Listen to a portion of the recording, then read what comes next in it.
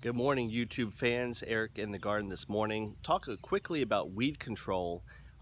We wrapped up some deadheading in the garden. Overall, things are looking pretty good. You can see that I don't have a lot of blooms in the garden right now. That's because I just deadheaded, and I've got a few more now that they're not looking good.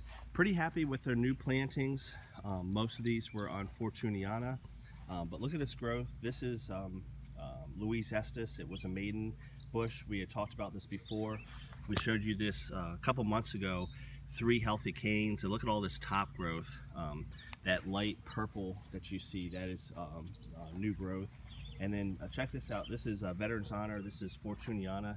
Look down below, all that new growth that's coming along. So these plants are well established in terms of getting in the ground. So pretty happy with what has transpired over the last month.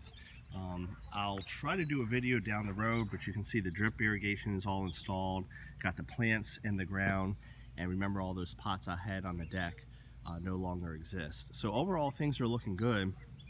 The thing I'm disappointed with are the weeds. I've weeded all these beds over the last couple weeks.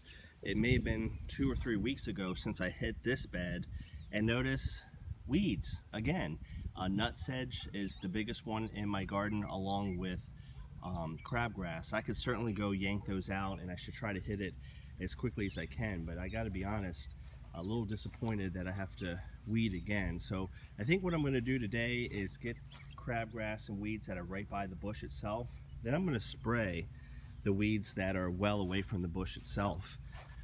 Comment below, what do you do for weed control? Because with all these beds I have, I'm getting a little disheartened with the amount of weeds I've had.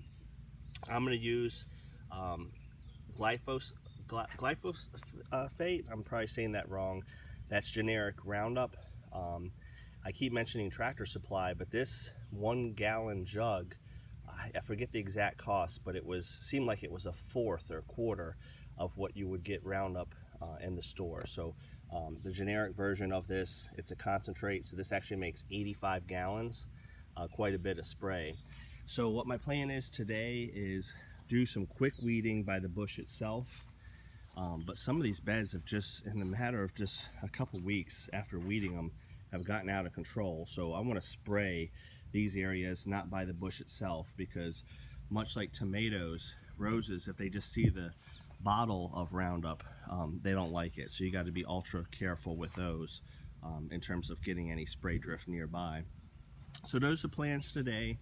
I'm going to be not able to get in the garden as much. We're kind of busy over the next couple weeks, so I don't want these weeds to get out of control.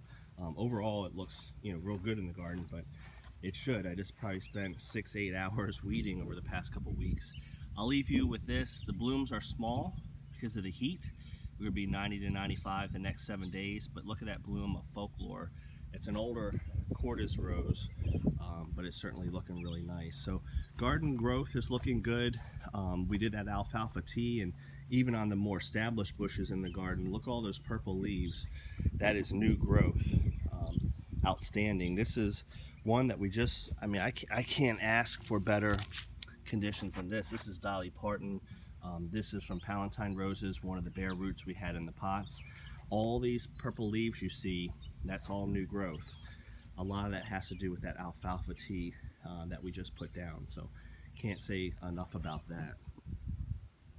Appreciate, as always, comment below. What do you do for weeds? In this situation here, where I just have a few stragglers well away from the bush, I'm going to try to do that generic Roundup because frankly, the hand pulling is getting a little tiresome. Have a great day, everybody. As always, appreciate any new subscribers.